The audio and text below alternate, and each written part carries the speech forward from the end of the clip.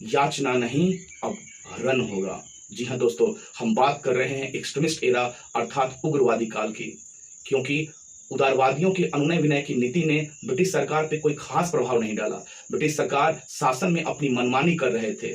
इसी के प्रतिक्रिया स्वरूप इस भावना का जन्म हुआ कि स्वराज की प्राप्ति के लिए हमें याचनाओं और प्रार्थनाओं का सहारा लेना बंद करना चाहिए, हमें संघर्ष करना चाहिए। और इसी भावना का समर्थन कांग्रेस का एक दल कर रहा था कि स्वराज की प्राप्ति के लिए हम संघर्ष करेंगे।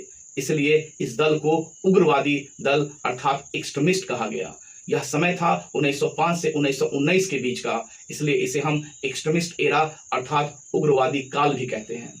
वैसे तो उग्रवादी काल के कई कारण हैं, किंतु आज हम कुछ महत्वपूर्ण कारणों पर चर्चा करते हैं। ब्रिटिश सरकार के वास्तविक चेहरों की पहचान, उदारवादियों की अनुनय विनय की नीति और ब्रिटिश सरकार की उपेक्षाओं से भारतीय भली भांति यह समझ चुके थे कि अंग्रेजी सरकार दोहरी नीति का पालन करने वाली है। यह कहती तो कुछ है लेकिन करती कुछ और है, क्योंकि 1896 से 1900 के बीच भारत में कई दुर्भिक्ष हुए और ऐसे दुर्भिक्ष में करीब करीब भारत के 90 लाख लोग काल के गाल में समा गए।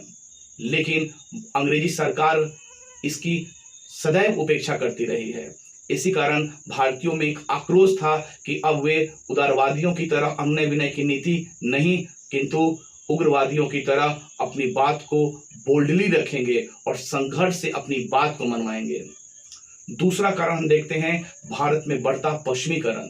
जी हाँ दोस्तों, हम बात कर रहे हैं भारत में बढ़ते पश्चिमीकरण की, क्योंकि भारत में बढ़ते पश्चिमीकरण से भारतीय संस्कृति पर गहरा आघात लग रहा था। भारत की संस्कृति और सभ्यता धूमिल हो रही थी।